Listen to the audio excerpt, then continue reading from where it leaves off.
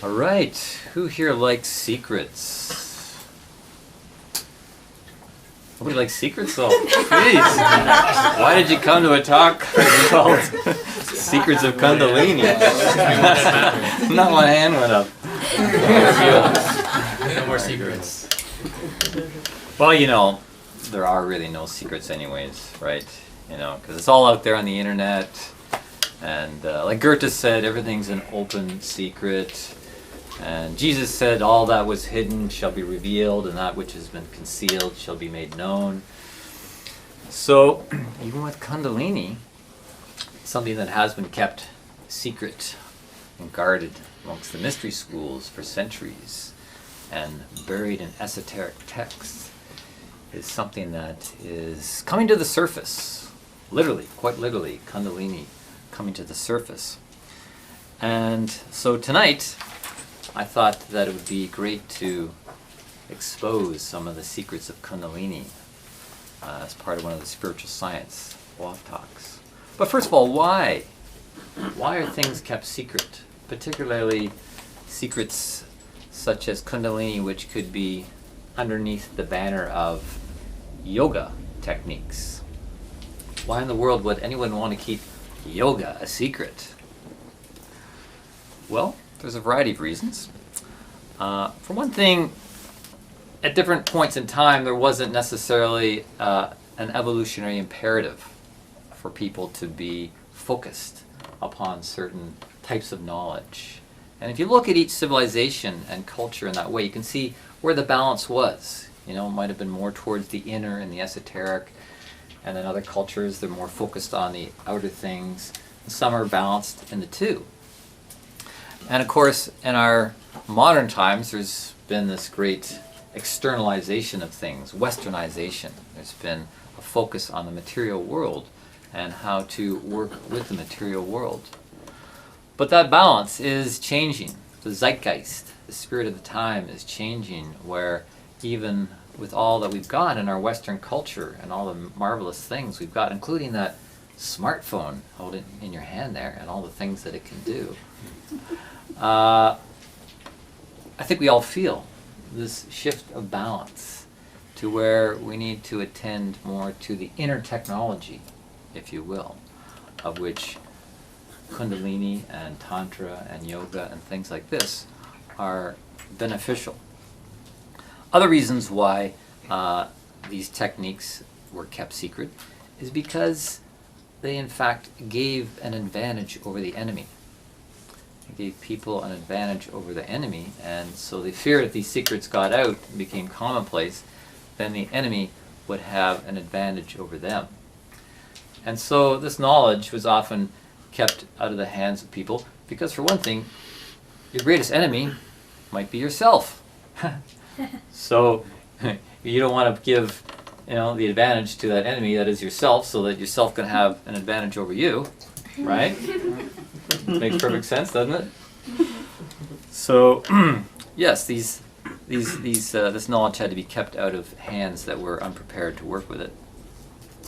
And third of all, and probably the most interesting, is that in the times that yoga arose, it's what's known in the esoteric perspective as the first post-Atlantean epoch.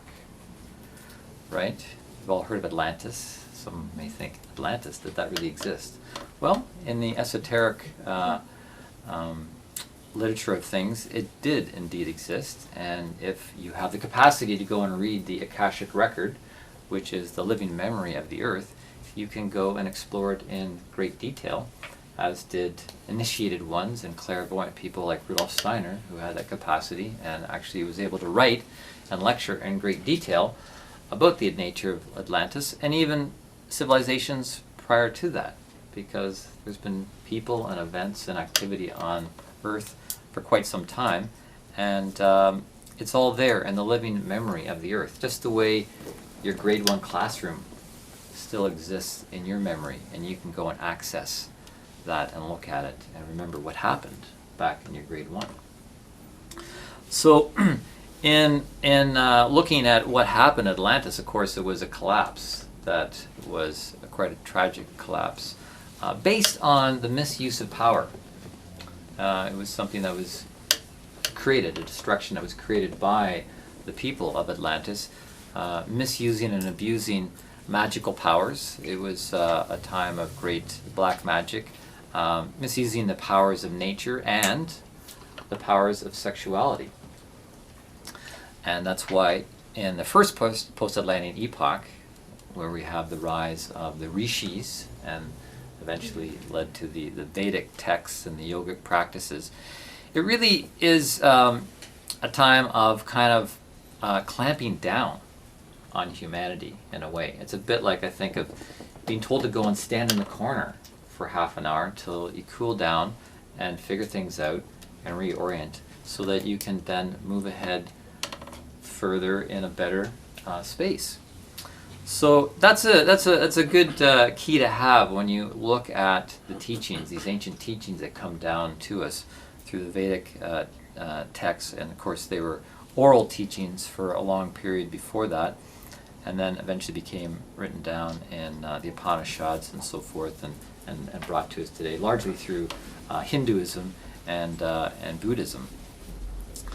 So yeah, back in that first post-Atlantean epoch, things were just kind of kept under a cap, and the power was really in the hands of the guru, and you had to really devote and invest yourself in service to the guru, and everything would be all right, and he would be able to guide you in your development, and ultimately with, again, raising this powerful force of Kundalini, which in a way we could say through an abuse of that led to the destruction of Atlantis, if we wanted to make that simplistic connection. So tonight's talk is called Secrets of Kundalini, the True Evolutionary Force. And that might have caught some of your eyes going, oh, the true evolutionary force, you know, is that what science says? You know, science has given us a lot of information about DNA and how hormones are the driving force, and the genome and things like that. But in this case, I like to say, follow the honey. Not follow the money, but follow the honey. Because we know that, yeah, for sure we have DNA, which makes up the genes in our body and the genome and everything we have in the body. And then in the physical body we have the hormones running that are, these chemical messengers that, send a message here, send a message there, keep everything in balance and homeostasis and so forth. And these chemical messengers are secreted by the endocrine system, largely. And the endocrine system can be affected by the nervous system, okay? Particularly the autonomic nervous system, which you remember from high school. We've got the sympathetic nervous system, that's the fight or flight side of it, and the parasympathetic nervous system, which is the rest and digest. So we can affect the nervous system, which affects the endocrine system, and then following the honey back up to a higher level, we know that the tantric practices and yogic practices can have an effect on the autonomic nervous system, particularly through something like breathing. Breathing is a very direct route to take a hold of your own nervous system, the voluntary part of the nervous system anyways. And so with these tantric practices, then we then affect our mind and our mood and our consciousness, and we can taste that honey, the milk and honey of life that flows from, not sure where yet, we haven't got to that part of the talk, but so this flowing of honey that comes in through the control of the breath, that controls the nervous system, that controls the endocrine system, may in fact affect the physical body, the DNA and the genes that we have. And so, in fact, yes, the connection with something higher such as Kundalini can be the true evolutionary force. And we know more and more through science that, yeah, we can affect our physical body, our DNA, and there's people that are doing work on that at this time. So, what can we know about Kundalini today? This ancient concept that comes down to us. Can we actually know more today than what they knew back thousands of years ago when this concept first arose? I certainly hope so. I certainly hope that we can bring new light to something that may be old but is still current and with us today. Matter of fact, we better count on it, that we can bring new light from within ourselves as investigators in spiritual science, that we can bring from our own innards a sense of understanding around powers such as this.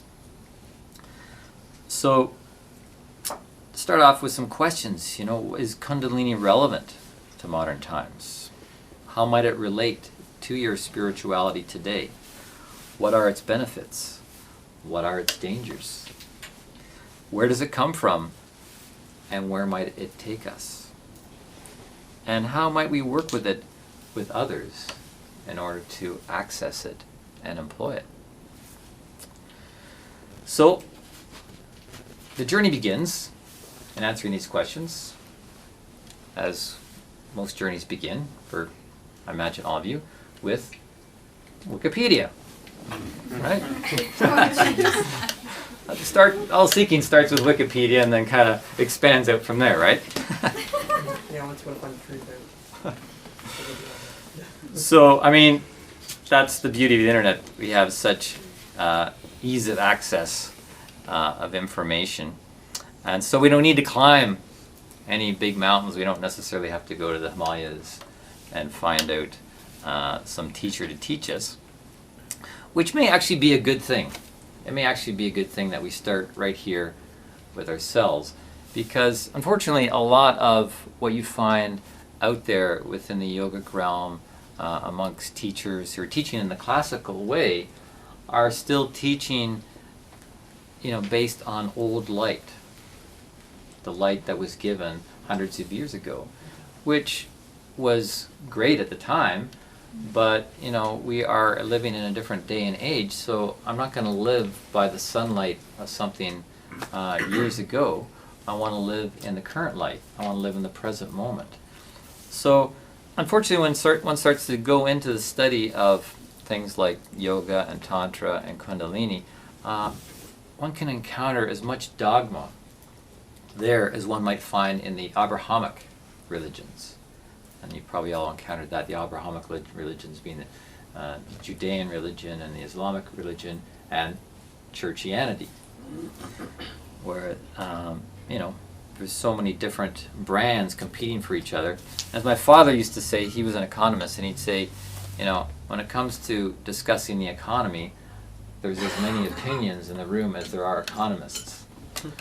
And it's the same thing with these ancient practices. You start to talk and research and realize there's a lot of different opinions out there. And so we don't want to get stuck in dogma, and we don't want to get stuck in opinions.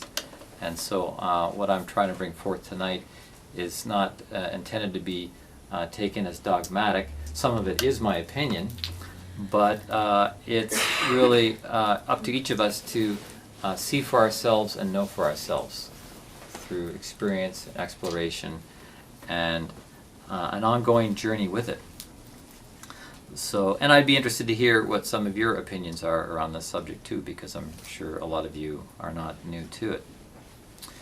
But back to Wikipedia, the sort of thing you would find in Wikipedia describing the origins of Kundalini and Kundalini yoga is that it really arose out of the oldest form of yoga, which is the tantric yoga. It's the form of yoga that was designed to help humans to get a handle on their sexual energy and to develop it and to transmute it and use it for higher purposes. And as I said earlier, that was needed because of the collapse of Atlantis and the flood, as it's known in many different stories and myths. That the immediate need was for humans to understand their own nature right down to the sexual nuts and bolts, if I can use that expression. and to develop it into something a bit higher. Thank you.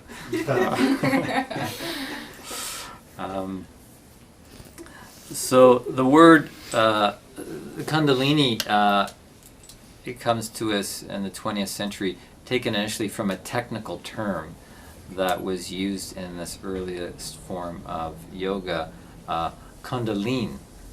Kundalini means circular, literally means circular, and as a Sanskrit word. And then, of course, this is all oral tradition in the beginning, but then it was became into use in writing. The earliest time was the 12th century, where that word Kundalini was used in reference to a snake, a coiled snake, and that's where we get this idea of Kundalini being like a coiled snake that resides in the belly, in the pelvic bowl. So yeah, this coiled thing, and then eventually evolved into the use of the word Kundalini, referring to the serpent-like Shakti, which really literally means psychic energy. Shakti, psychic energy, that is coiled potential. It's sitting there, sleeping or dormant, and is ready and waiting for use. So this idea of Kundalini then became kind of surrounded by other forms of yoga that rose up. There's Raj Yoga, which is like the royal path, which is a meditative path of yoga, and then Hatha Yoga, which uses much more like the physical aspect of yoga, the pranayamas or breathing, the asanas, which are the postures, and the bandhas, which are the walks and so forth.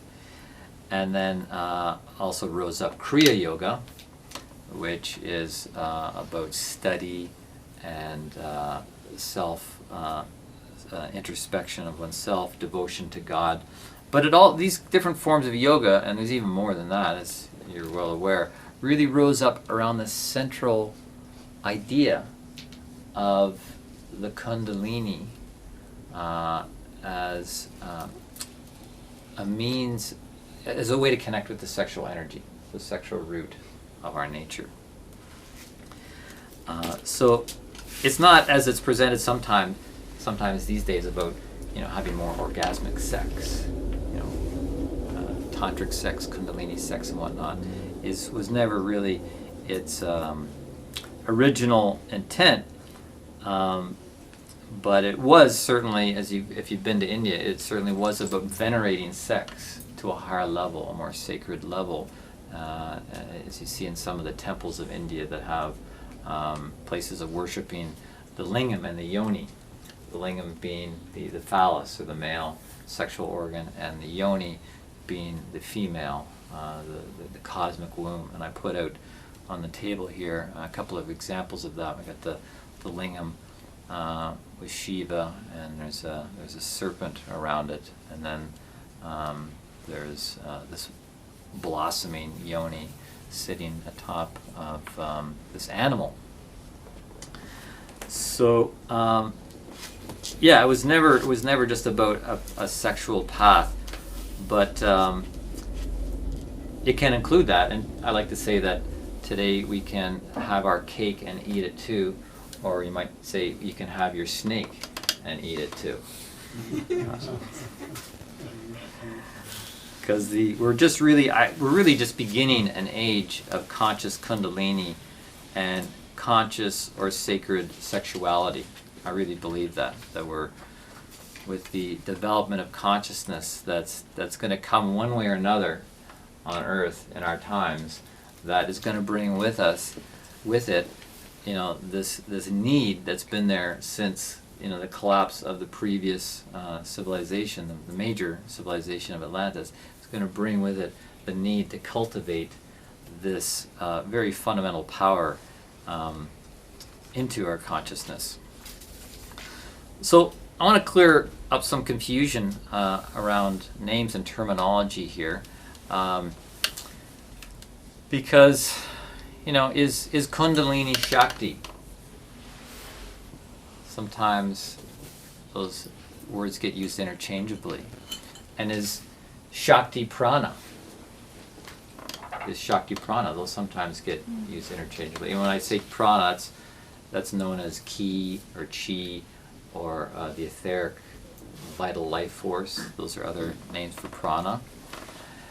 And is Prana the same as breath? Sometimes those are considered the same thing. And if so, does that mean that breath is Kundalini? Well, this is where spiritual science brings some information you're not going to find on Wikipedia, I'm happy to say. Because, the fact that Kundalini is represented as a snake, as a serpent, as an animal, it's really referring to the astral plane and your astral nature. Because we all have an astral body that corresponds to the animal world. Animals are animated by this astral body. That's what makes an animal different from a plant, right? A plant doesn't have an astral body, but an animal has an astral body, and so do we. So this thing that's incumbent in us, that's called Kundalini, represented as an animal, the snake, it's really pointing to the astral body. It's not even talking about our spirit, our spiritual self. You could say the highest aspect of our being. It's really pointing to something that lives in us to some degree or other, depending on how we handle our astral forces, these animal forces within us. When we talk about prana, it's something different, because prana, or chi, or the etheric body, is not animal. It's what the plant has. It's what makes a plant alive. Right? If a plant didn't have that life body, etheric body in it, it would die and decompose. It would be dead. So we have that etheric body too. We share the etheric body along with the plant kingdom, as well as the animals. Animals obviously have an etheric body too, to keep their physical body alive as a living thing, whereas the astral body is really more, you could say, on the emotional, keeping you alive emotionally and as a sentient being. So prana, when we talk about prana, we're talking about the etheric force, so that's not Kundalini. And then when we talk about breath, well, breath is not prana. Breath is a physical thing. You're breathing oxygen, molecules in the air. That does draw in pranic life force, but it's also breathing in oxygen. So they're all different layers, and it's important to get these concepts and these terms straight, because when you move forward with your practices and meditation, you can actually tune in to these independent levels. They're all independent, but they're also interweaving. And so, yeah, I can breathe and bring in prana, this life force. And when I bring in this pranic life force, I can then kind of grease the pipeline for Kundalini, the Shakti, if you will. And while we're talking about that, we should talk about Shiva as well, because Shiva and Shakti are really two sides of the same coin. Two sides of the same coin of duality. And, Shakti is referring to this something of the earth, whereas Shiva is more the other side of duality, connecting to the cosmos, to the heavens, and the consciousness that is there. And but in the text, when you read texts about Kundalini, you'll find that Shakti, there's Shakti Kundalini and there's Shiva Kundalini. So they both are connected to, you could say, two sides of Kundalini, which is why when you see the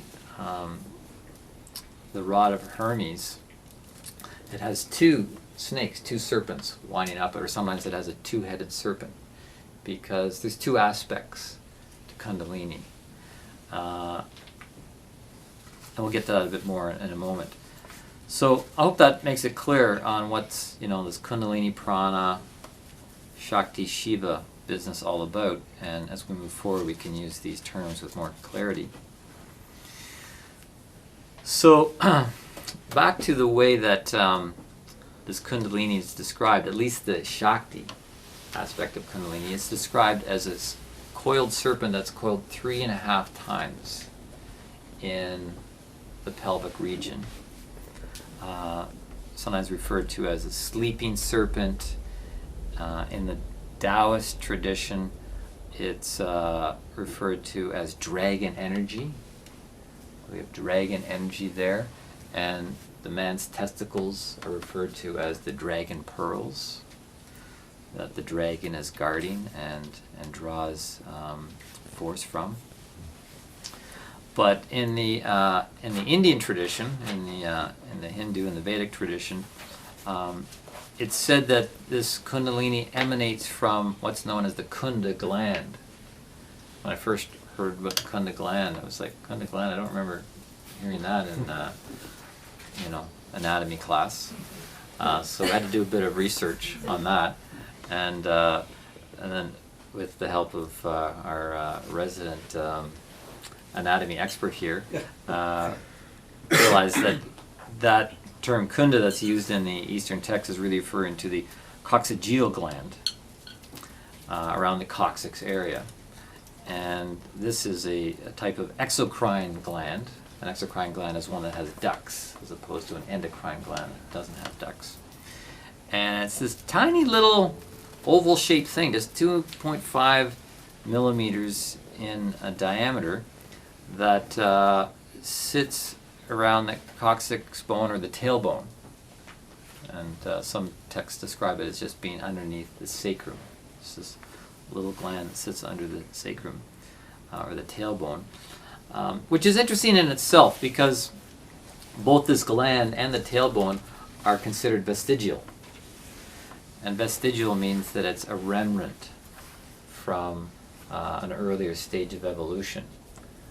That we have this remnant there that's going, oh, it used to be used for something, but not anymore, right? Like we got a tailbone because at one point in our evolution, through the ascent of things, there was a tail that we had, and but it's somehow got cast off. Can you imagine if we still had tails? It would actually be kind of... That'd be awesome. And yeah, I think, might be handy on the TTC. And yeah, we could hang from the pipes if we ran out of room.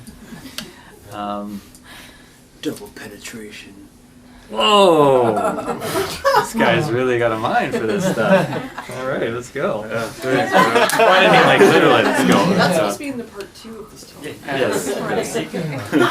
Right. Thank you for pointing that out because I was setting up this talk and I realized there's so much juicy, interesting stuff around this that you're not going to find in Wikipedia, that I've had to divide this talk into 2 parts. So you're actually just getting part 1 tonight, and in 2 weeks you'll get part 2. And I'm hoping there's not going to be a part 3, but who knows where it's going to go. It's really an important, interesting subject, as I've called it. It's the true evolutionary force. So if we're interested in evolution, we may want to understand it a little more deeply. But back to this thing about these vestigial parts, and some of the perspective that's brought through spiritual science is that the human, in our evolution from the very, very beginning, which in some of the esoteric texts describes as just beginning as warmth, but we won't go that far back. We'll go back to where there was already form taking place let's skip over the plant kingdom and come into the animal kingdom. And that what we see in the animal kingdom are really, that's really vestigial off-castings. Everything in the animal kingdom is something we cast off from ourselves when we were there in the evolution, to come to the point where we are today. And the off-castings shouldn't be taken as a negative thing. It's been just an incredible journey of exploring different forms to fill the environment that was there, the evolving environment through time. And so we see this wonderful array of animals out there. Some of them are very, very old and, living in the aquatic life. Some have managed to get out of the water onto land, and then some have taken to the skies. Some of them are able to straddle both sides, living both in the water and on the land, some both land and sky. So there's this incredible variety of exploration and experimentation that has taken place within, climate change. We're talking about climate change today. There's nothing new about climate change. It's been happening all along, which has produced these variety of forms, but they're all they were all like kind of trial and error of the human carriage, looking to get to the place where it could hold increasingly higher levels of vibration and consciousness. So you could almost say that Shakti, Mother Shakti, the feminine aspect of the Kundalini, has been working in this evolutionary journey to prepare the abode for the other half. I don't know if it's the better half or not, but it's the other half, the Shiva aspect of Kundalini, to descend into the form, into the carriage. Why are there still animal forms as they are left over if we moved on? Why are there still animal forms around? Because it's we cast it off, but it's not like we didn't need them still. There's still this what's the word, spectrum, and we rest upon those earlier stages. We stand upon the shoulders of these other forms of ourselves, where we work together. We're still part of a team, In some cases we might ride them, they may pull the cart. In some cases we may actually eat them and consume them to sustain ourselves in this form. And sometimes they may eat us. And sometimes they may eat us, yes, if you're lucky. Crocodiles. Oh, that'd be a good way to go. Yeah. When I'm on my deathbed, just throw me to a nice big crocodile. Those things are amazing. That'd be my tribute to all the work that they've done for us. And how I've spent my life standing on the shoulders of a crocodile.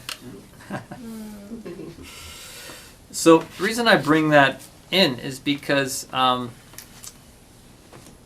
we talk about something as being vestigial, what takes place of the lost thing? What takes place of the lost thing? We don't have the tail, and this Kunda gland, the coccygeal gland, is considered like a remnant that perhaps doesn't really have any great function. But continuing with this idea of the off-castings, there is what's known as space and counter space, right? So if you have something in a space and then you no longer have that thing in the space, then there's a counter space there. And it doesn't mean that there's nothing there. It actually means the essence, the true essence of the thing is left there. It's not just an empty vacuum, but the essence of the thing. And that's maybe made clear when you look at the principle of homeopathy.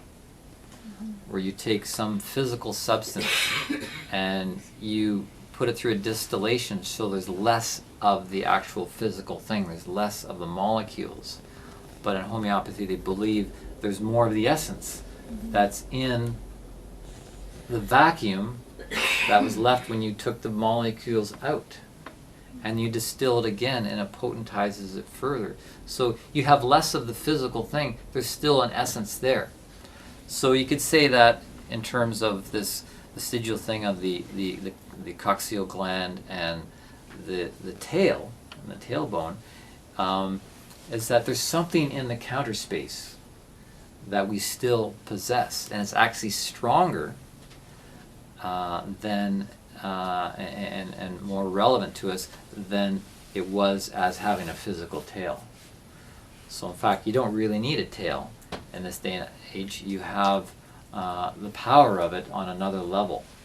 We carry that part forth, and that's part of the answer to the question. We're carrying forth the power of the animals, or you could say the astral body. Our astral body corresponds to that animal nature, and the astral body and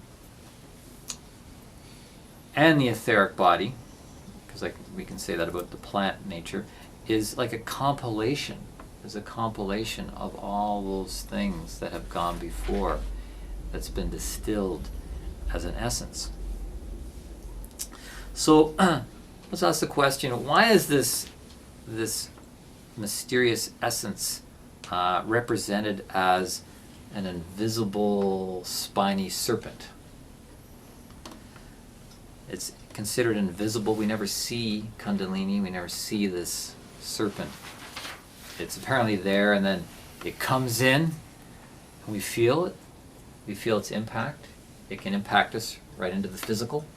It could potentially impact us right into our DNA. And we see the manifestation of it, but then it disappears again.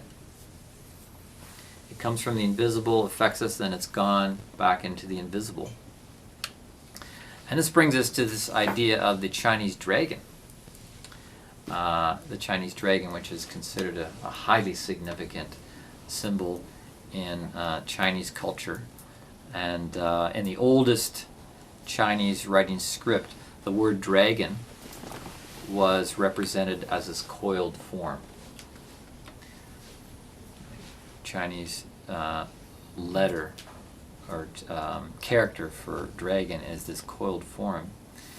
And this has played an important role in Chinese culture, so much so that the ancient Chinese people identified with themselves as descendants of the dragon.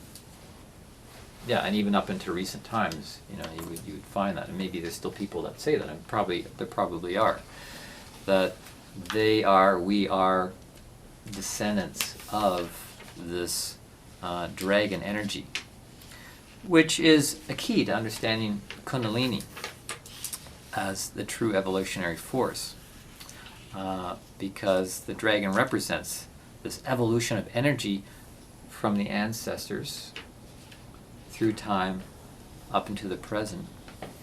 And it was said that the dragon's potent powers had influence over the water and wind, rainfall, typhoons, floods, the making of rivers and whatnot, was all attributed to this dragon power that was in a way the overseer of water and wind, which is really, this is another big key. This is another big key here, because water and air are the main formative forces in this world.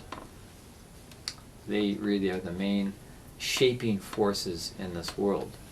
Now you could say, oh, what about the sun? The sun is number one. It's so powerful.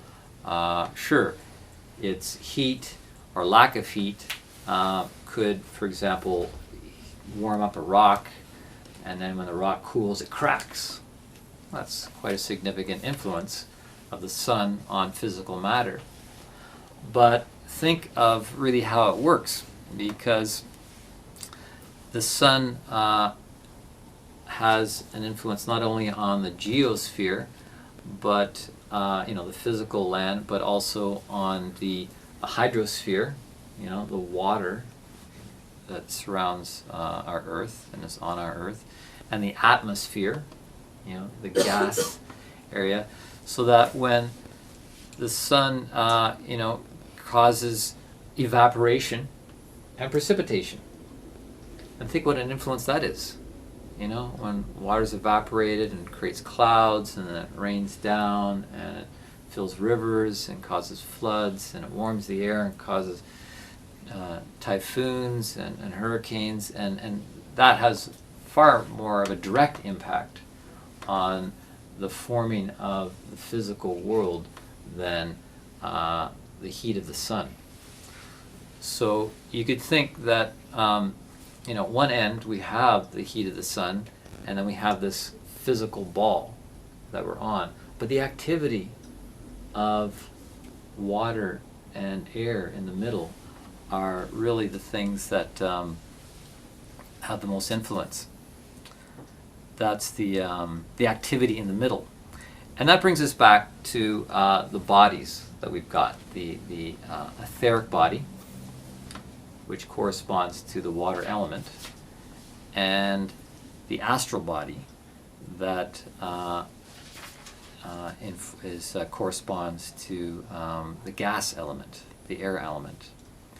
And for those of you that were here a few weeks ago when I did a talk on the connected universe, I talked about how we live in this solar system that has the four elements operative. Some of the planets in the solar system are solid, some are liquidy, some are gassy, and some are thermal, the sun. So we have this range of the four elements that are working. And as I mentioned, at the one extreme there is the heat of the sun and the solidity of the earth. But in this middle realm, this is where the activity takes place, in the ether and the astral. And that is where Kundalini is active. The Kundalini is active on the astral plane and the etheric plane. So this is this fits very much with the Chinese model of things, and why in China the dragon was a symbol of higher power and strength for people who are worthy of having that, people who are considered worthy to command it. So that's why the emperors of China all used dragons as a symbol of their imperial power, suggesting that they were worthy. They were worthy of having this great power and influence bestowed upon them, and that it was conferred to them from an even higher plane, that this influence over water and air was conferred to them from a higher plane, because that fits with the Chinese hierarchical setup, that it's a top-down system there, that you're given power from somewhere above, whereas here we have a democracy where power is conferred by the people up to the politicians. So in Chinese language, the outstanding people were compared to as dragons, while people with no great achievements were compared to as worms, which I think is kind of too bad, because I like how worms, they're working from the bottom up. Like, where would we be without worms? Mm-hmm. Yeah, we need dragons and worms. So there's my little opinion thrown in there. No extra charge. In the Germanic languages, it's synonymous. So, moving forward with this idea of Kundalini power, we have to, of course, mention the chakras, the chakra system. Anybody here in 2017 never heard of chakras? Okay, again, that's great. Sometimes referred to as wheels of light, the wheels of life, lotus blossoms, and sometimes they're thought to be pointing upwards, sometimes pointing forwards, sometimes thought of as in the back, in the front, that they are, they exist in this middle realm of the ether and the astral bodies. that's where they grow. These lotus blossoms grow in the water and the air of the etheric and the astral body, and they need the influence of the sun and the earth, right? They're just like flowers that need all the elements in order to grow and be balanced. And it is said that this Kundalini force actually needs to pierce them. There's a piercing of them that will get them to open, because they're not fully developed. They've been given to us, you could say, in the course of evolution. Animals have chakras, so they've been evolving chakras, and so have we. But they're really only half developed, and the other half that has to be developed is something that we have to do consciously. It's not, like, oh, the animals have done it this far, let them finish it for us. No, we have to develop the consciousness and capacity. But it says part of this development of the chakras involves a piercing, which isn't necessarily a pleasant thing. It's probably no more pleasant than getting a tattoo or a piercing for an earring or some such thing. It can often be an abrupt thing that happens in life. Like, for example, losing one's virginity, in a way, is a piercing of the second chakra, the sexual or sacrum chakra. To have a broken heart, to have your expectations for love disappointed, and to go through that is actually part of an awakening. It's part of a wake-up call. It's not necessarily a bad thing. It can be actually allowing this piercing of the Kundalini and the opening, cracking open of the heart. Same thing with the third eye. The third eye may go through a season of illusion and delusion, and have to orient to a greater sense of truth as it opens. At first, when you open your eyes, it's like you don't know what you're seeing, and you may be misperceiving what you see, and there can be this piercing of reality that opens you up to a greater sense of true reality. Throat chakra, finding one's voice. The belly chakra, finding one's power. But this is, in past times, there was a whole system of preparation that took place under the guidance of a guru to prepare one for this opening, and the guru guided this opening. It's a whole different paradigm shift these days. Most people don't have that kind of teacher, and it's maybe not necessarily even needed or appropriate for modern spiritual development to put oneself in that classic guru-disciple role. I won't go on to a description of that, but I don't know too many Western people that really want to have that kind of relationship. It's a bit top-down, it's a bit old school, it's a bit of giving up the self, which is difficult for moderns to do in a culture where it's all about developing yourself. And that's bona fide too. To develop yourself is part of the path. To develop the personality is part of the modern path, because the personality is some of the raw material we've got to work with in this day and age as artists, as creators of the self. And I'm going to get into a talk on that in a few weeks, talking about the personality and talking about the temperaments. It's called Your Personality, the Root of All Evil. And what that means to work with one's personality, to have the responsibility, to be given the responsibility, and not giving up responsibility to somebody else, as in the older systems. So it comes to working on the chakras. This is really an interesting piece to look at. and again may not be found in Wikipedia, probably not, that well, firstly, you know, when it comes to chakras, you know, in the most systems agree, you know, that there are 7 major power centers within the etheric and astral body, and starting with the root chakra at the base of the body, or just somewhat inside. It's a little bit different for a woman than a man, and then there's the sacral chakra, or the sexual chakra, in the areas of the genital area. And then the power chakra, the solar plexus chakra, just around the navel area.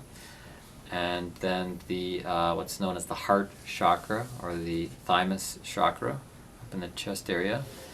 That's number 4. And then number 5 is the throat or larynx chakra. And then number 6 is the brow, or the third eye, or the pineal chakra. And number 7, the crown chakra at the top of the head. And those are the 7 main ones. There are many, many sub-chakras as well, secondary chakras. And there's also, you know, to give out some secrets here, there's also chakras outside of the body that are very important and that are often overlooked in your kind of conventional pedestrian yoga that's taught these days. But these chakras above the head and the chakras below the body and the chakras between the legs and so forth are important to cultivate, because they are like bookends that hold these main 7 ones that are in the body. And if we're ignoring the ones outside, it's going to affect these main ones in the body.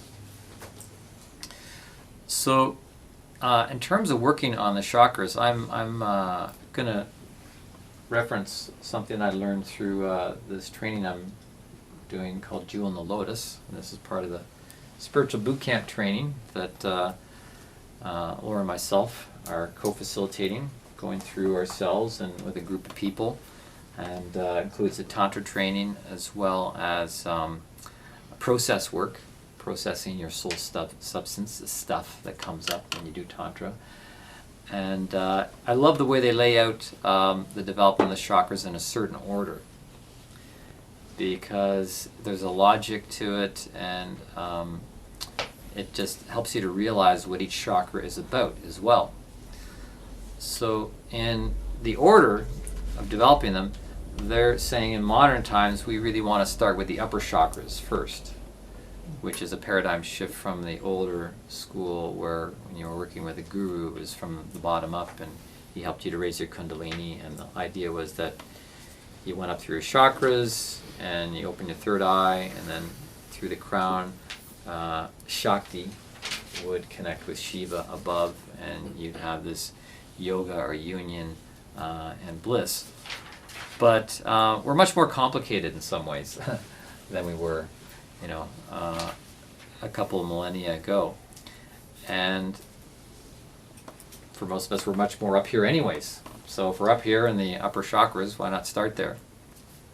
So these are considered the spiritual chakras, the ones from above the heart, as opposed to the ones below the heart, considered the physical chakras. And in the order of things, to start with this larynx chakra, which may seem kind of strange to start in the throat chakra. But some of what I've learned from Rudolf Steiner, he points to this chakra as being the chakra of the future. That this is the creative zone of the future that will allow us to create and even procreate at some point. Like off in the distant future, obviously you're not going to go procreate with your voice next Tuesday, but if you believe reincarnation, you know, in future lives, this larynx will be the power horse of creation through the creative word, the spoken word. And it's a bit full circle to how the creation began in the first place, because the yogic tradition teaches, that there was the primordial sound of Om. There was a sound that out of which came everything. Everything was created out of this primordial mother sound. Same with the Judeo-Christian tradition. It says that, in the beginning God said, let there be this. God said, let there be that. God spoke. That there was this gesture of speaking something into being. And that is a power that you and I are going to evolve into in the days ahead. And it was already there to a certain degree in the Atlantean times, but it got abused. People were using it in the wrong way, in form of black magic and so forth.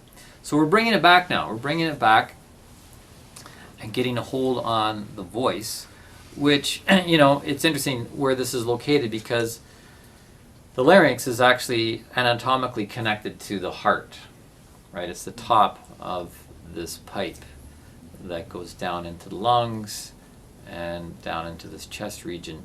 So anatomically, it really is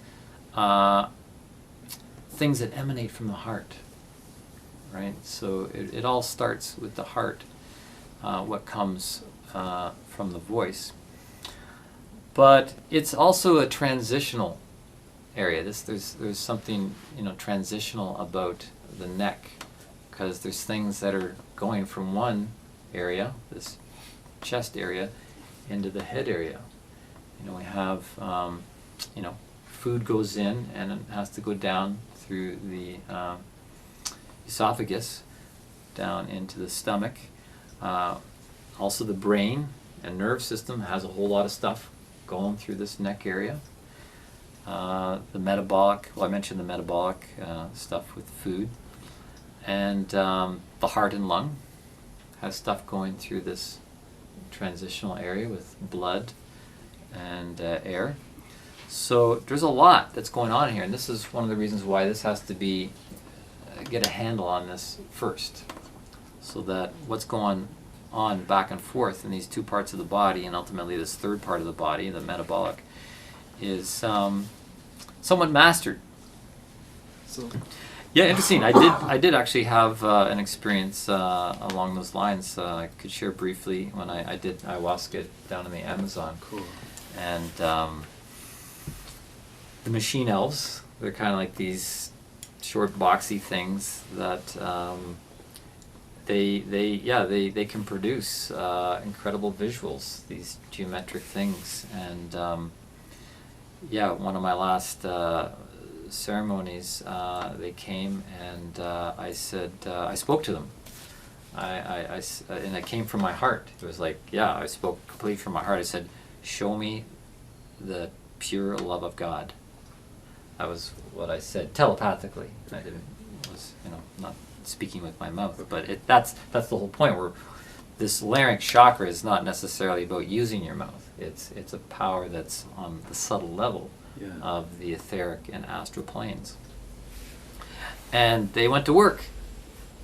They built this incredible mountain-sized cathedral, chapel, castle thing just before my eyes. It was like one of the most, I think it was last night, and it was just like one of the most stunning visual things that these eyes will never see. And it was spawned from the psychic exchange that you had asked of them. So, cool. Yeah. It was quite stunning. And so there was this thing from my heart, something spoken here, and then the third eye. So the relationship between these chakras is very important. So thank you. There's this. It comes from the heart, and the larynx is part of this heart zone, and then we move it up. This is the next chakra we work on, is the brow chakra, which you could think of as your own guru. This is the substitute of the old form guru, is to have your own guru, to have your own power of vision that can see, and hopefully see clearly, see truly. And it's not only seeing. This spiritual organ, if you will, also connects us to inner hearing. thus the speaking in the space, and inner knowing or intuition, which when it gets activated, then you have those capacities, but of course it has to be developed so that you can interpret what you see, hear, and receive as a knowing, as an insight, without falling prey to illusion and delusion. So that's why it's great to be able to move forward, not necessarily having to rely on a teacher, like a one-to-one relationship with a teacher that holds you and carries you. What you do need is accurate information around these things. And that's why I'm offering, actually this weekend, a Kundalini DIY workshop. Unfortunately, it's not open to anyone other than people that are in the spiritual boot camp that I mentioned. This is the spiritual boot camp that's been running for 5 months, and this is kind of the climax of it, where we're going to be looking at all the constituent components and techniques of cultivating and developing your own Kundalini, so that people have the accurate information, they have the knowledge, and then it's a DIY kit. You can do it yourself. So one other thing about this brow chakra is that it's sometimes referred to as the vital switch, which is why it needs to be one of the primary chakras to be developed. When this is switched on, it switches on the entire etheric body and astral forces. And it can be like a laser beam. You can actually use your third eye to clean a room etherically and astrally. When this is switched on, it not only penetrates inwardly, you can penetrate outwardly through this power of the third eye. And then moving up in the spiritual chakras to what's known as number 7, or the crown chakra, the third eye can turn its power that's received from the larynx chakra, which is received from the heart chakra, to open the crown. And that's important to get. You've got your guru going, but the guru itself is not enough. The guru itself was never enough. The guru had to be connected to divine forces beyond the guru.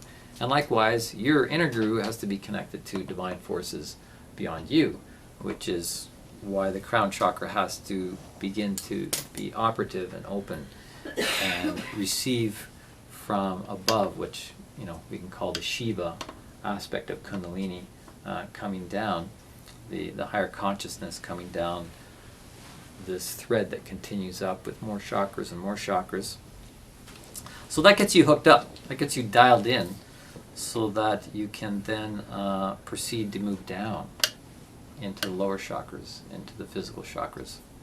One point that came up during the break, that needs to be made clear, and I was kind of heading in that direction anyways, because this whole thing of the order of development of the chakras, it's not necessarily linear. Like do this one, and then you do this one, and then you do this one, right? We're talking about snake energy, right? Snake energy is anything but linear, right? So there's this like weaving back and forth, which is what Tantra means. One of the definitions of Tantra is this weaving.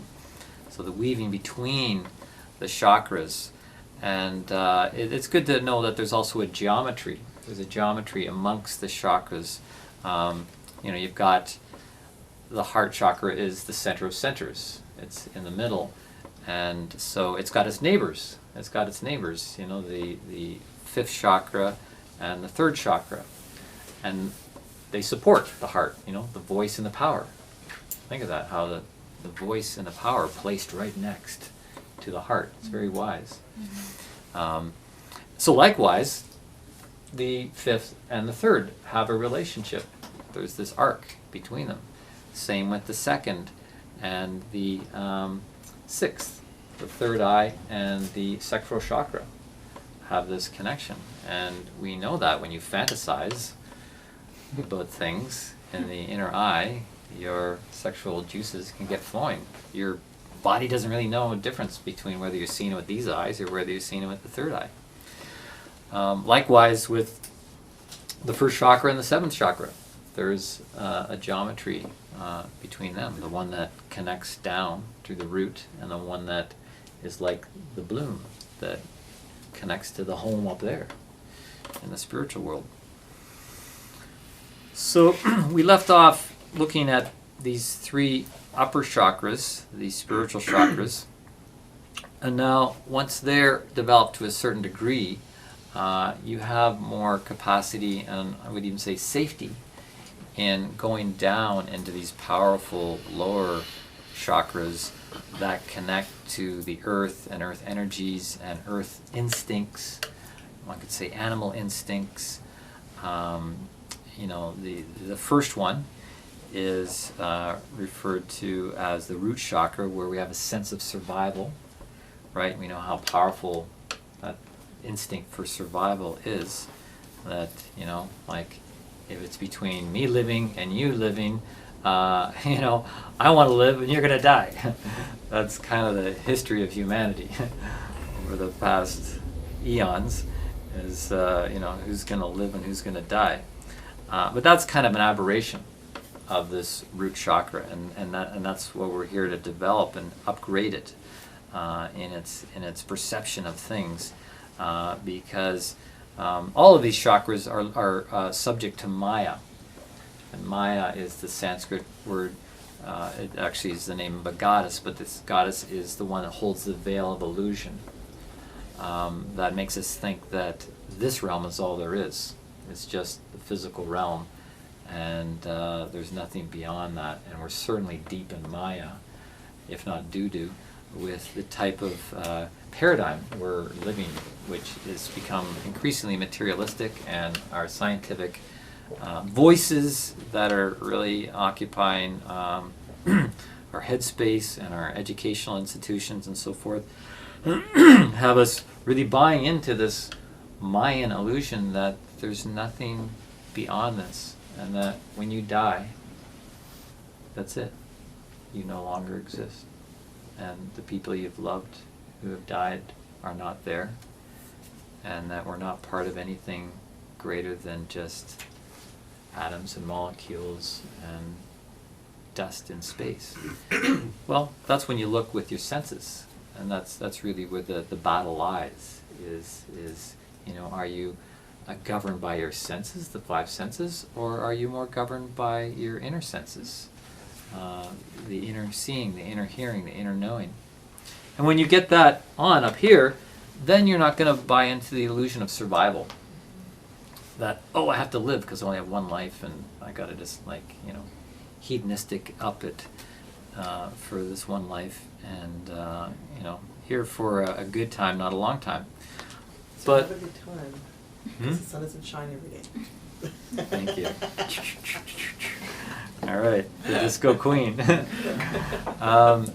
Because what is it to be rooted? People say get grounded. Got to get grounded. Like put your feet on the ground and get grounded. I say no. Well, yeah, but no. You need to ground into spirit. You need to root up as well into spirit, because we have the home in spirit, and then we have this temporal home here in the physical world. And so to survive really requires grounding up into spirit through these upper chakras. And then the lower chakra will, it'll relax. Just let your anus relax for a while. Yes.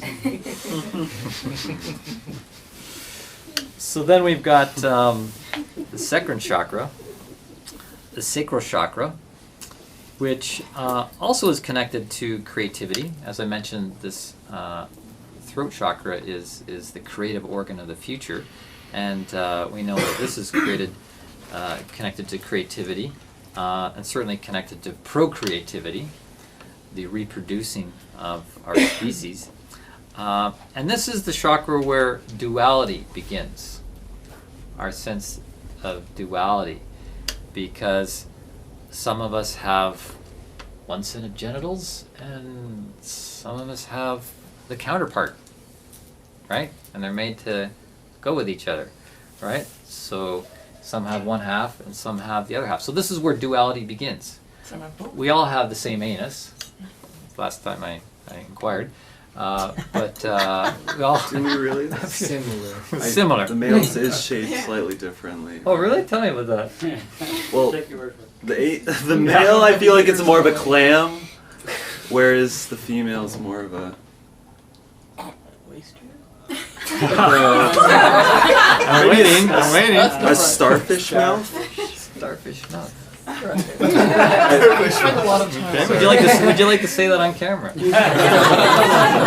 What's your full name, please? Starfish mouth. That's kind of pretty. I'll keep that I feel in like you've had a mind. lot of experience. Anyway. That little side trip down into Netherlands.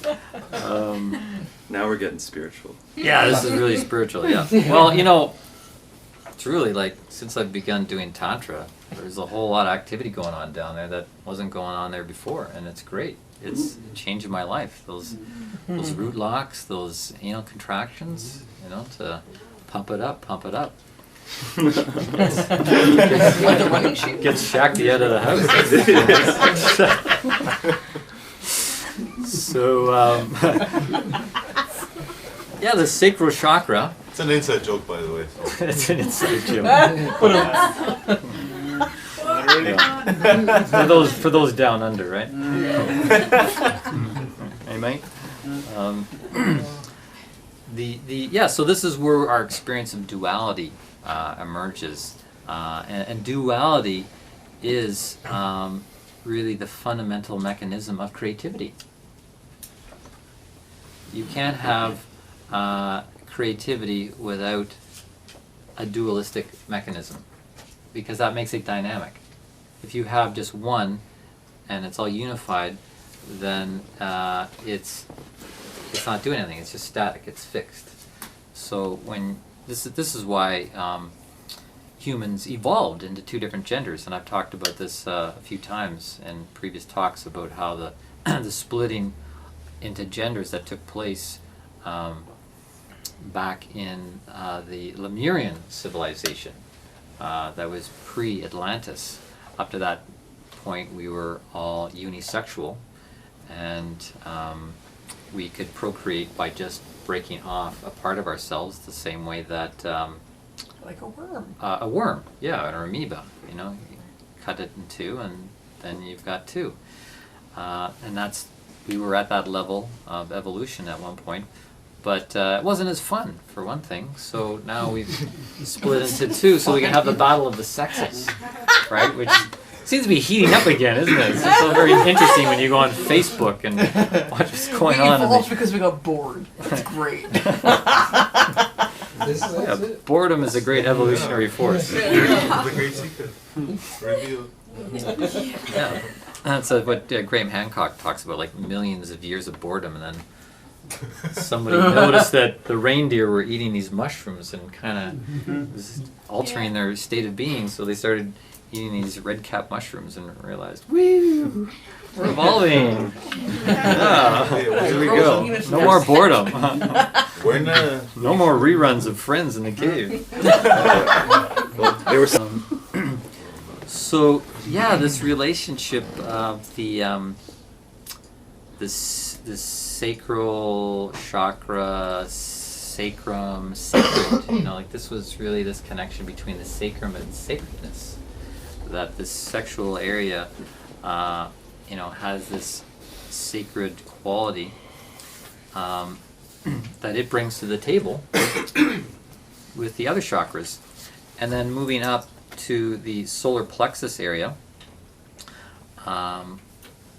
which is the storehouse of energy. This is referred to as the Sea of Qi in the Taoist tradition, and that's really the main place where you store the energy. It's not where the Kundalini is, but it's close to it. It's like, oh, this energy is really close to where this coiled serpent potential resides, down and closer to the second chakra. So this this third chakra that's designed to hold energy, because that's where you were receiving energy when you're in the womb, right? Coming from your mother through the umbilical cord into your navel. It's designed to hold all this energy, and then you've got this coiled serpent energy there closer to the sexual chakra, to where the trigger is. That's where the trigger is for the energy, and then it's got the triggers there for the Kundalini, and then it's got all this energy right in the neighboring chakra for it to use when you activate it through tantric practices. So, last but not least, but certainly not the first, is the heart chakra, the center of centers. And it doesn't mean that it's been sitting on the sidelines the whole time. It's, of course, been feeling the effects indirectly from the activation of these other chakras. But the reason why this is kept under shrink wrap until the end is because the heart would be very vulnerable if it weren't being held and protected by its surrounding chakras. Because the heart by nature is, it's like the holiest of holies. It's like the inner part of the, what do they call that? The keep in castles, right? You've got the castle walls, and then there's the keep in the middle, where there might be a chapel or where the king and queen would hang out. So it really, by nature, because of its incredible juiciness, needs to be held by the other chakras. And for people that don't do that, and they go into the world somewhat naively, and they open their heart, they can find themselves hurt and possibly seriously psychologically damaged through wounding to the heart. So this is why it's left to the end, and I'll just mention it again. There's even the chakras above and below that need to be worked with and activated, because they hold these 7 main chakras that are in the body. In terms of activating the chakras, there's all sorts of stuff, and I can't go into that tonight. We're gonna do a couple little practices in a moment. But you've probably all heard about working with colors and working with shapes, working with sound, pitches, and that there's a correlation between this pitch and that chakra and this color and that chakra. Quite frankly, a lot of that's fairly new, ideas and innovation.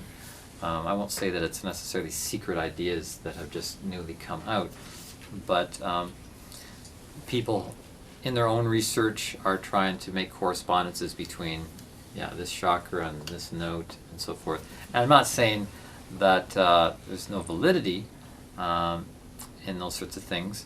There certainly is an impact between sound and color and shape on the chakras, but we have to be aware of things that sound good, that sound spiritual, and become our own researchers into it. And see for ourselves, know for ourselves. I work with the chakras and the singing bowls here, but I don't get too rigid on what is to go with what. I am more intuitive, because when we get into the astral plane and the etheric plane, it's a fluid dimensionality, and there's lots that's changing and morphing, and you don't want to come at it dogmatically, as I said in the beginning. So with regard to those sorts of practices, see for yourself, know for yourself. But there is a nice little formula here that I'll share, known as the 5-step Tantra formula, that can be used to do this basic pathway. So the first step is to strengthen and energize the body. So starting with the physical, starting what you've got, do whatever you can to strengthen it, energize it, diet, exercise, and so forth. So it can handle a greater charge of energy, a greater flow of energy. Right? You're not going to be able to run juice through a hose that's kind of old and cracked and breaking and fragile. So you need to strengthen the body. And then second of all is meditation. Meditation, and you could say that's for the mind, but meditation also supports the body, but it's more something you're doing with your mind. And then the third step is sexual arousal, to learn how to bring about sexual arousal and stimulation of those energies in the body, which can be done with or without a partner.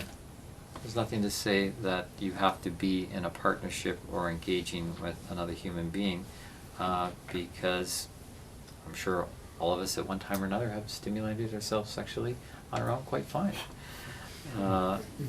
And maybe sometimes even happier about it than with a partner. So, but you know, with the spiritual boot camp, trying to pioneer a new model, a new kind of fellowship platform where people can come together around these practices without necessarily having to be in the older type of relationship, but identify as a tantrika, the tantrika archetype, and that mode of service with one another, where you can engage with someone who you're not necessarily, married to for life, but are there to serve on a very the highest plane possible, that reaches right down into the lowest aspects. When I say the lowest, I don't mean lowest in a bad sense, but right down into the earthly aspects. Then the fourth step in this tantric formula is directing of desire and transmutation of energies. So it's up to you to ride that desire and to direct it and to utilize it in which way you want. And a lot of that just comes down to what techniques you work with and what's your intention.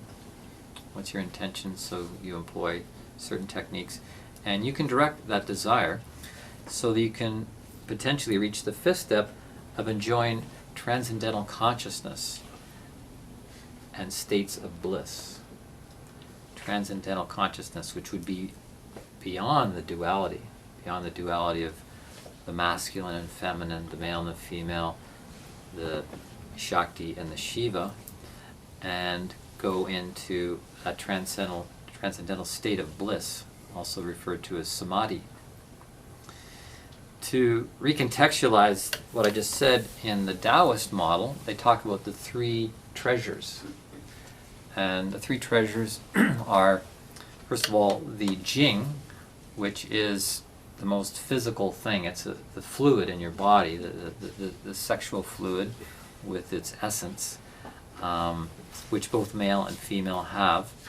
And then we also have the Qi, which is called Prana in the Indian tradition, the Qi in the Chinese model, which is life force, and then Shen is the third treasure, which refers to consciousness or spirit. So in working with these three treasures, starting with the Jing, you have like three choices. You can take that Jing, that sexual essence, and the male can pass the seed, the fluid with the seed, over to the female, and the female takes it in, and it fertilizes her egg, and then incubates it, and voila, a third human being is produced out of that, which is, that in itself is entirely incredible. Or you can through practices, you can transmute that essence that's held in the bodily fluid of the Jing. You can upgrade it, you could say, to this thing called Qi, life force. And that has its benefits too. It is the life force like a plant. It's going to make you be a healthy plant. You're going to live longer, you're going to be more radiant, you have more strength, and reproduce on other levels of being. So that's a lot of what the practices that you see, through Tai Chi and whatnot is drawing from the Jing and using it for health and well-being and longevity. Or you can go to the third step and transmute it even further for the development of new organs. And the new organs are, on the subtle level. That's basically the chakra system. That you can take that Jing, Qi, and grow your chakra system through that. It's like you're watering the chakras with that. And that's going to give you higher consciousness. That's going to allow you to have consciousness, which is what Shen means. Sometimes translated as spirit. So you're actually creating spirit. You can actually create spirit out of your Jing, your sperm, which is incredibly magical, but not illogical, because if you think out of spirit came matter, why can't we turn matter back into spirit? And that's what it's all about. But you have to realize that if you're going to go that path of turning Qi into Shen, it does draw from your Qi. It does draw from your life force. It does actually rob your body of that vital life force, and can actually shorten your life. Rather than longevity, it's using it to shorten your life. So, which is why you want to really be careful when you're doing consciousness work, that you don't squander these energies, because it's an investment. You're going to rob a little bit from the Qi to accelerate your evolution, so that in your next incarnation you're going to be that much further along, which is not a bad idea. So Monty Python was right. Every sperm is sacred. Indeed. It's coming from the sacral chakra. So yeah, you're not going to want to like use that and then waste it and do things that are going to cause you to fall back or lose ground with it, because yeah, your bank account, you want to watch your Jing bank account as it goes up and down. So Sorry, is Jing, just to be clear, is it semen or is it just the energy? it's of the sexual. It's the energy? sexual. It's the Jing is the sexual essence that's in the bodily fluids of both men and women. I want to take a moment as we move ahead here to just read a bit from this fantastic manual, Jewel in the Lotus, that has the ancient knowledge and wisdom, but also some wonderful modern scientific perspectives on it. And there's a section here that says it better than I could, talking about the tantric marriage and what actually takes place on a physical and neurological level when you are activating Kundalini. The tantric marriage. In the center of your head is the cave of Brahma, a chamber filled with spinal fluid, anatomically the third ventricle. It connects to two other chambers, the lateral ventricles, one in each hemisphere of the brain. You could say the male and the female hemispheres of the brain. The floor of this chamber is the hypothalamus, the body's pleasure center, which regulates the autonomic nervous system. At the front of the chamber is the pituitary gland, master gland of the body. This will become the abode of Shakti. That's the female aspect of Kundalini. At the rear of the chamber is the pineal gland, where Shiva sleeps. Pineal gland is also an endocrine gland. In the first 7 years of life, the pineal gland functions as a control on the pituitary. But then it becomes inactive and loses most of its function. The pituitary emerges, and our worldly personality develops. The pineal was the guru, and the pituitary was the disciple. When those roles are reversed, all mental and physical problems began. The tantric marriage reawakens the pineal, restoring the active role, so that the body-mind returns to balance. Kundalini only begins to rise in Sushumna, that's the central nadi or channel, when there is an exact balance between the solar energy of Pingala, that's the male, the masculine nadi on the right, and the lunar energy in the Ida, that's the feminine on the left. Pulled in the vacuum created by the cobra breath, the charged spiral fluid rises through the central spinal canal into this third ventricle, the cave of Brahma. The cobra breath sets up a vibration which stimulates the pituitary, the hypothalamus, and the third eye. You can feel pressure and feel vibration as a tingle in your head. Now clairvoyance sets in spontaneously, and you can be a visual witness to the fireworks at the marriage celebration. When this Shakti force hits the medulla oblongata, let's get the top of the spine, the base of the brain, it stimulates the pituitary. After a few minutes, you feel pressure at the medulla and then a rush as the hypothalamus shoots a spark across the cave to awaken the pineal. You can see a pinpoint of light in your mind's eye. This indicates that the pineal has been awakened. Most meditators have seen the white light and they think that's the ultimate, but that's just the beginning. With the stimulation from the hypothalamus, the pineal, Shiva, becomes aroused and erect. An electromagnetic arc develops between the two poles, Shiva and Shakti, illuminating the cave of Brahman. You will see flashing colors, violets and blues. The lights may flash from one side of the brain to the other as the lateral ventricles are illuminated, uniting the two brain hemispheres. The pineal, Shiva, gives off a hormone, a spiritual semen, a cosmic male seed, which the pituitary, Shakti, opens to receive. The cosmic womb is now impregnated with the embryo that will develop into the higher self. This is the divine wedding where consciousness comes into union with energy to produce cosmic consciousness, a momentary glimpse of the infinite.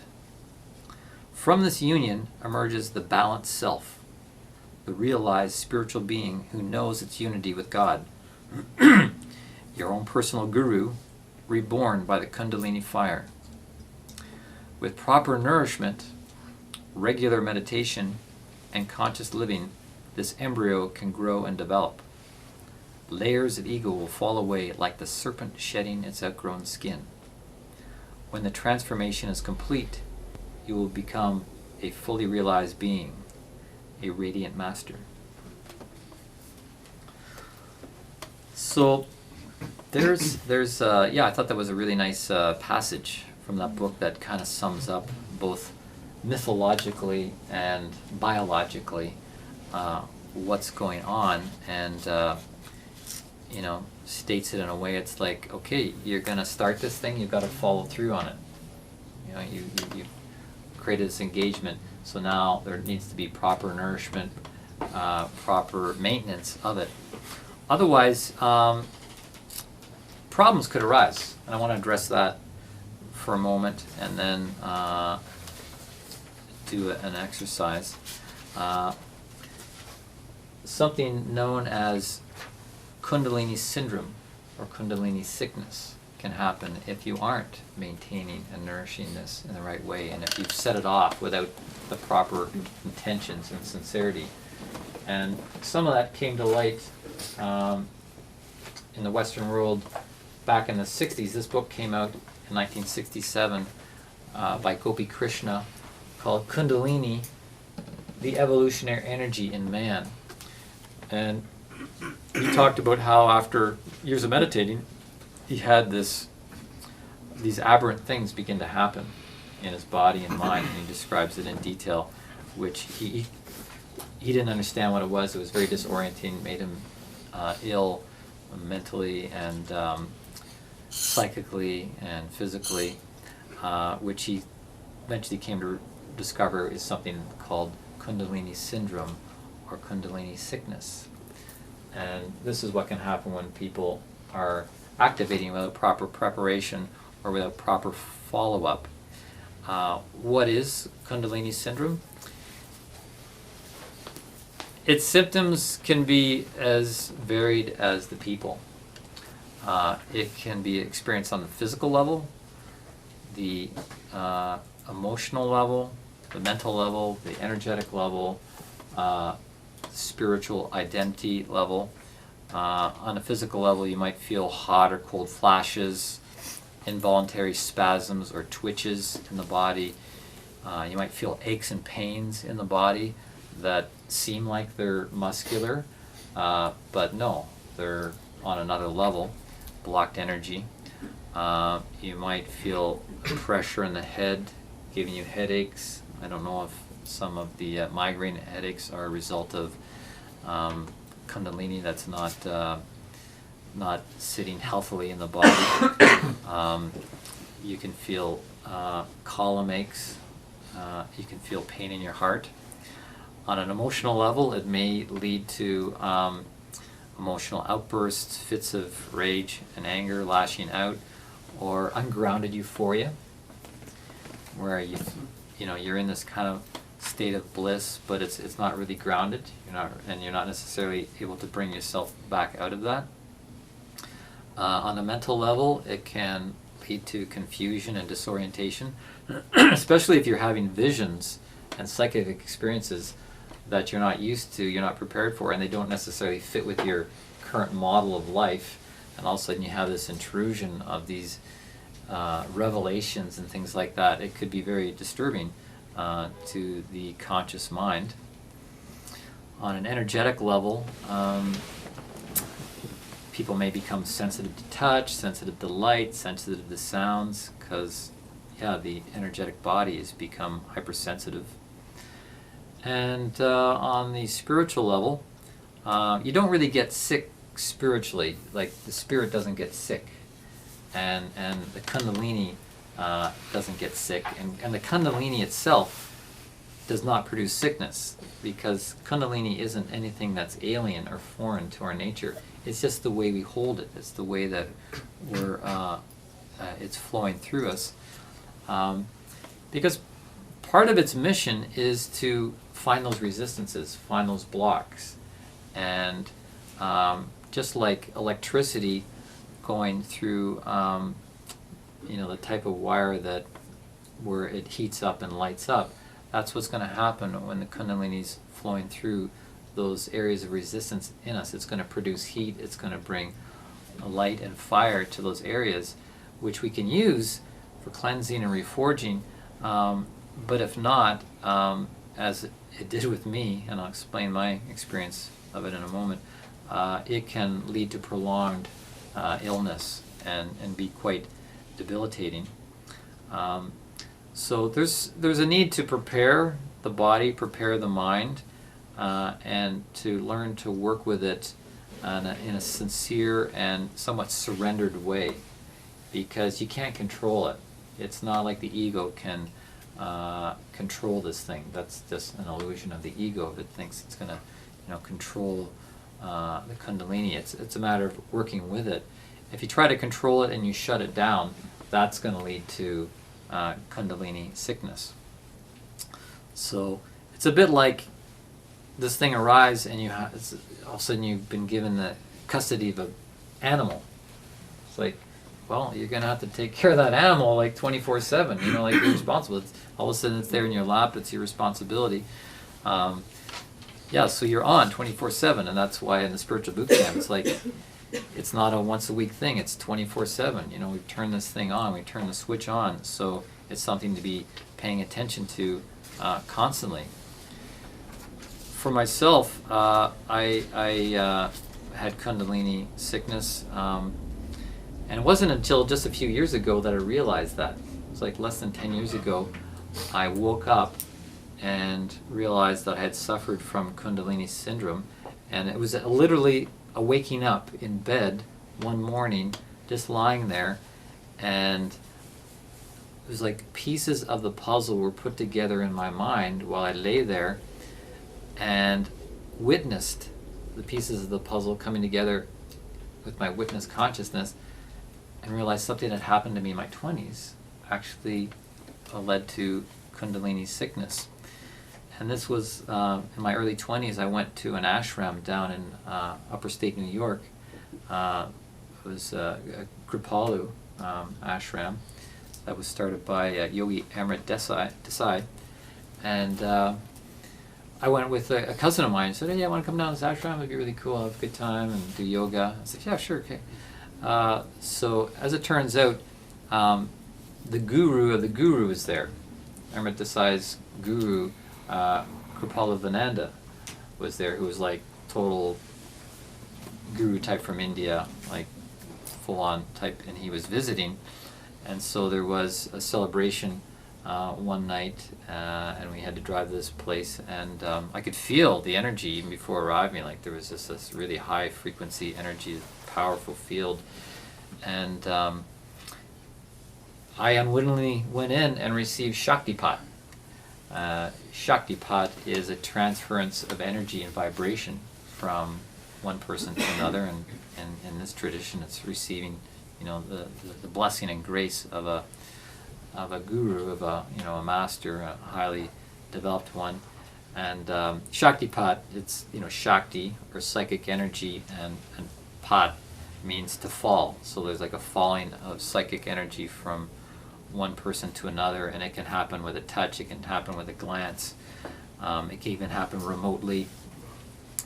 And so I received this activation without any preparation or understanding what it was about. And after that, I began to experience a change in my consciousness, my sexual energy changed, my health changed, began to get aches and pains in my body. It was trying to shut it down, do all the wrong things, led to a low-grade fever and chronic flu symptoms.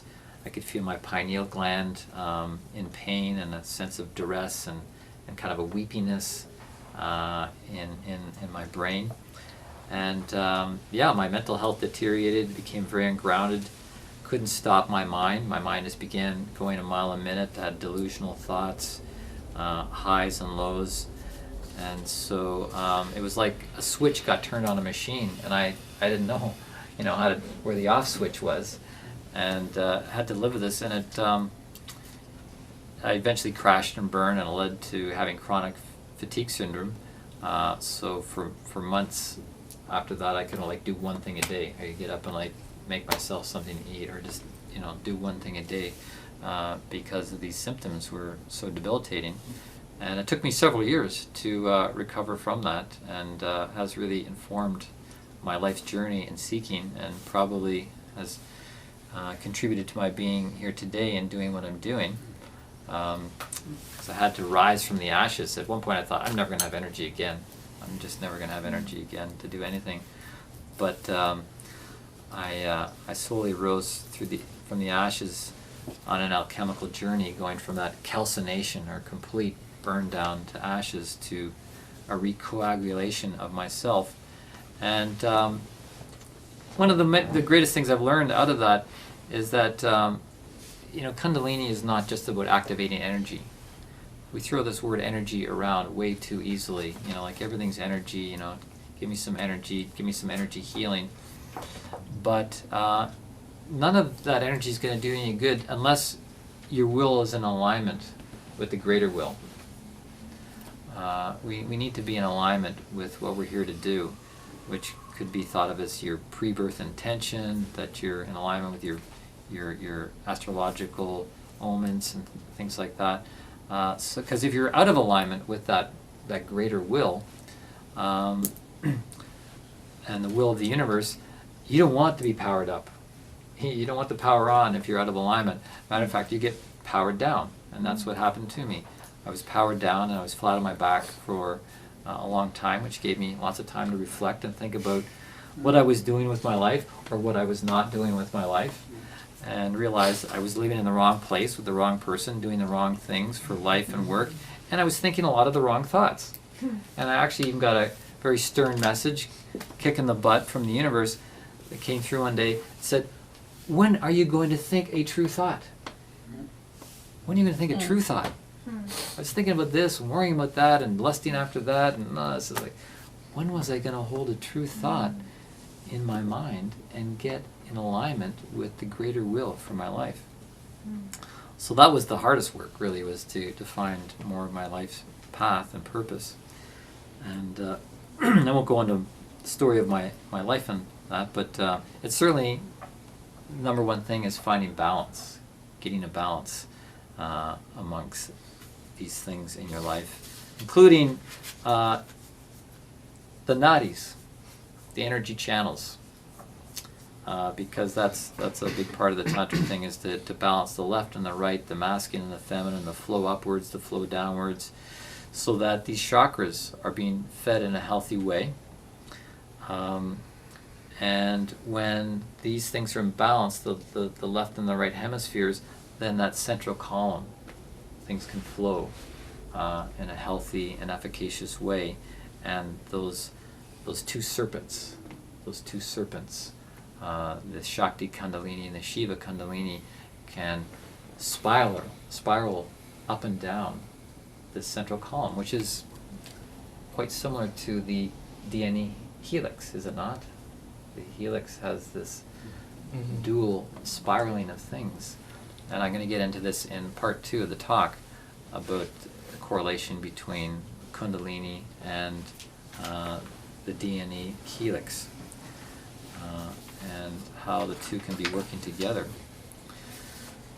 So, where does this lead? What's the end game of this balancing? Well, in a word, androgyny. Yeah, androgyny. Yeah, that's what I've been looking for. But, androgyny is an important concept to start playing with now, because we do have within us both the masculine and the feminine. And once upon a time, we physically had, we're both genders in one unit, and sometime in the future we're going to have both genders in one unit. And you can kind of see how that gets played out in popular culture. You see someone like David Bowie, he's playing that androgynous energy. Same a bit with Michael Jackson, got both sides. Madonna, Prince, like we see these stars in popular culture holding this androgynous energy.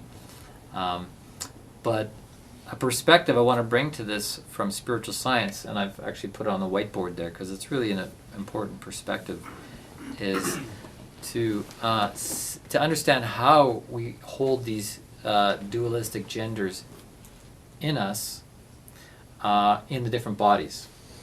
Right? We've got the physical body, we've got the etheric life force body, we've got the astral animal instinct body, and then we've got the spiritual self. So if you have a man's, male body, physical body, your etheric body is the opposite gender. You have a female etheric body.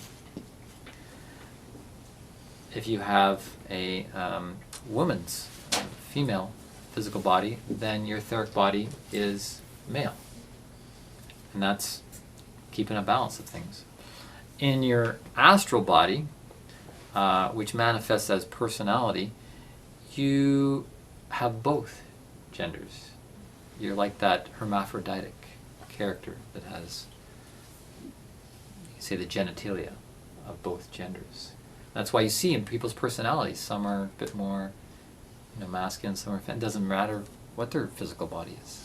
They can express either on the level of personality. But then your spiritual self is genderless. In our pure spirit nature, there's no gender. We don't need a gender. We're not going to be reproducing on that level, so we don't need genders. So that's kind of a neat framework to have to see how we're built. And it's also helpful to see how there's a migration of gender quality over a lifetime. So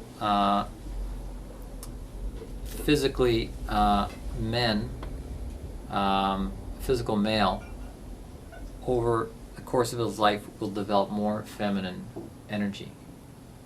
So that later in life there's much more of his feminine etheric body present. And the reason being is because as the physical body ages and starts on this beautiful decline, it loosens its grip on the etheric life forces, and the etheric life forces can live a little more freely and openly in the space. So you see more of that feminine side coming out as the male body declines. And likewise with a woman, person in a female body, as she ages, the grip of the physical loosens and out comes more of the masculine energy.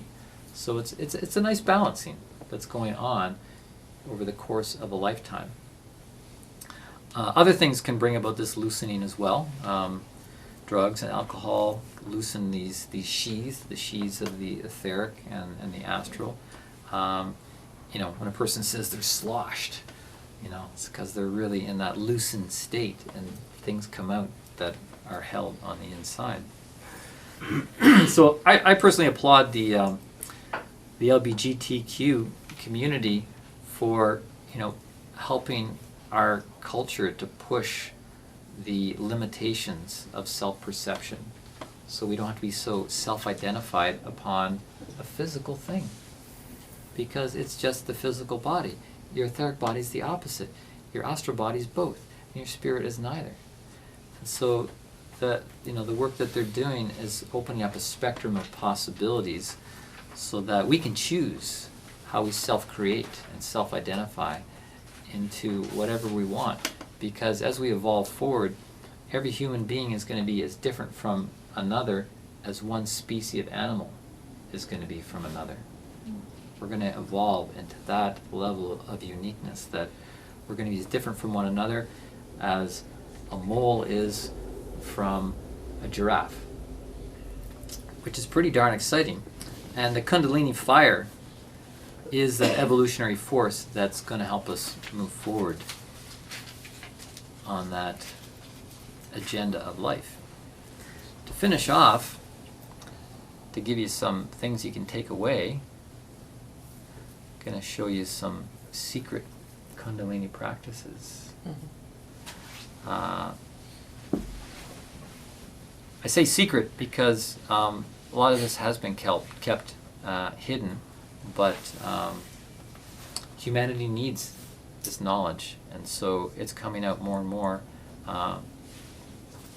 And some of this is coming from masters that are living up in the Himalaya mountains still, and dispensing this knowledge as humanity becomes ripe and ready for it.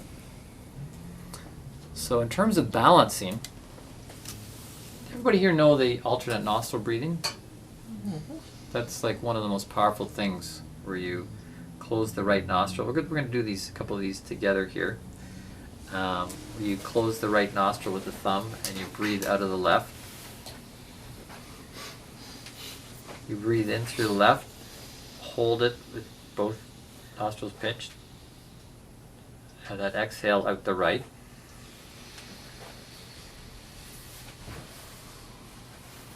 In through the right, close it off and hold. Exhale through the left.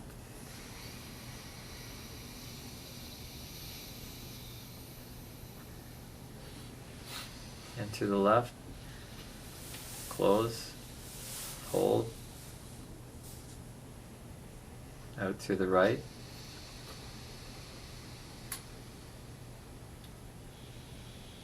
In through the right. Close. And then the last time, out through the left. Traditionally, you always start and end on the left nostril. Feel any different from just a few cycles? Mm-hmm. So, Yeah. like level up and relax things like that. Mm-hmm. Yeah. There's so many benefits to that, but it is one of the most powerful balancing techniques to balance the left and the right, to oxygenate the body, and open the door for enhanced consciousness. Another, and you can check to see, you know, which nadi, which current is dominant and which is not working as well, just by seeing which has the stronger or weaker current. The nostrils. It's not just an air thing, it's also an energetic thing. And if you find that one is dominant, you can close it down a little bit and let the other one to be accentuated by turning the head. So if I want to close off my left a little bit, I turn to the left, and that'll help the current on the right, the Pingala Nadi, to amp up more. And you might have seen sometime yogis, maybe not around Canada, but in India, they carry a stick and they'll put the stick underneath the armpit of the one they want to amp down, you know, to block the flow a little bit so the other side comes up more. And that's what that stick is all about. Bated breath. I want to show you a bated breath technique where it helps to build up the reservoir of prana in the belly, the solar plexus, the power chakra. So you inhale, and then on the exhale you go sa, sa, sa, sa, sa, sa, sa, sa. You don't need to use your vocal cords, it's all just the tongue and the breath.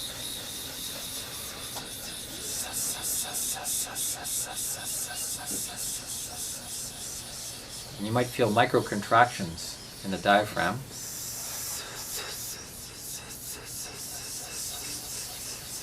Because you're breathing out and providing resistance at the same time. So you're building up the prana.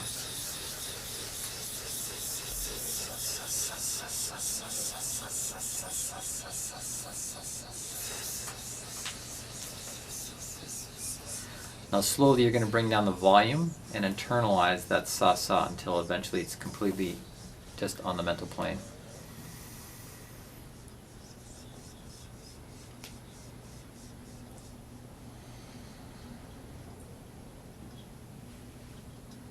You can hear that sa-sa-sa in your mind and possibly still feel micro contractions in the diaphragm.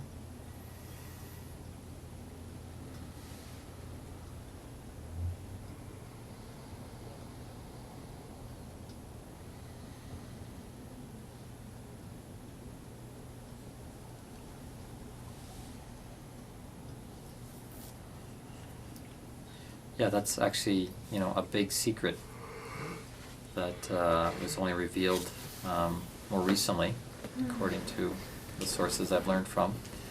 And it ties into this next secret, this next trick about decreasing the volume of a mantra with each repetition.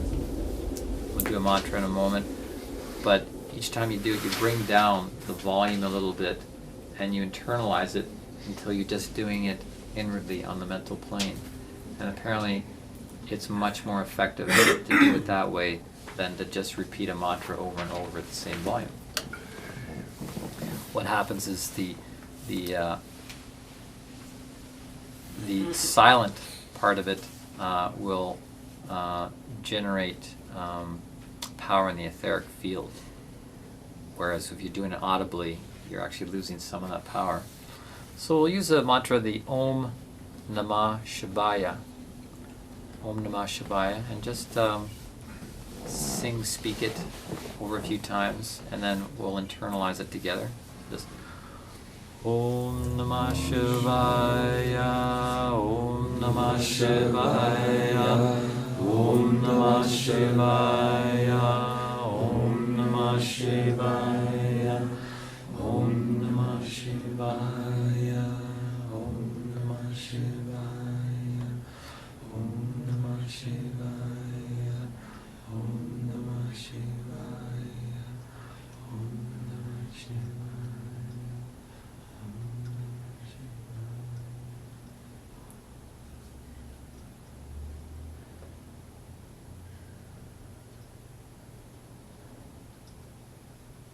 Just keep chanting it inwardly.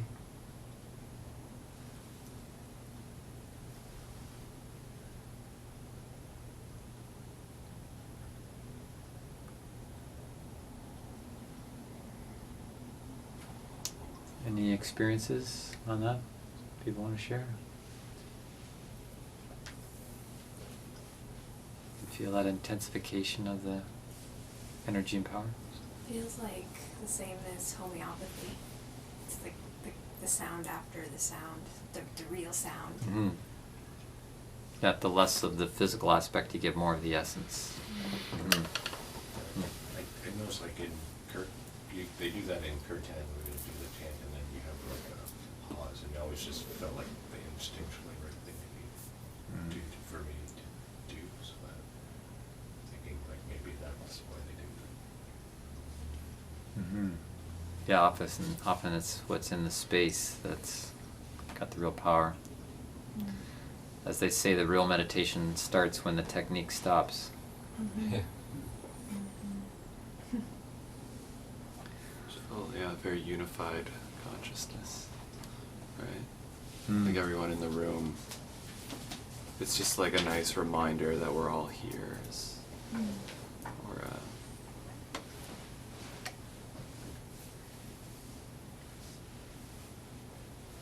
yeah, it just felt more single-pointed.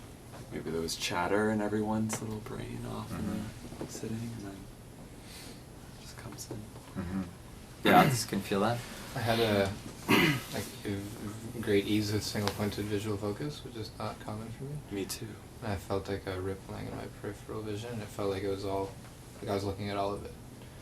And I haven't achieved that effect without substances. Mm-hmm. All right.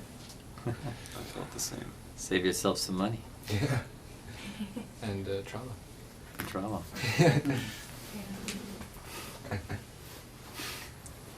Well, we've reached our 10 o'clock hour. I want to thank everyone for coming out and investing time in this subject. I hope you have found it as worthwhile as I have to delve into it. It's definitely a rich and deep subject, and I have gotten through about half of it. So yeah, in 2 weeks I'm going to be doing part 2, where this first half has been a bit of demystifying of Kundalini. Part 2, I want to remystify it in some ways to keep it in that exalted state of mystery, because it really is full of mystery. I'll be talking about Rudolf Steiner and what he had to say about Kundalini and its relationship to the formation of the heart. How Kundalini can be put under a spell. That's something to be aware of. Transhumanism and the counterfeit singularity. Moral preparation for Kundalini activation. The caduceus and the mysteries of Pentecost. The relationship of entheogens such as ayahuasca and psychedelics to Kundalini. And reveal more secret practices for Kundalini activation.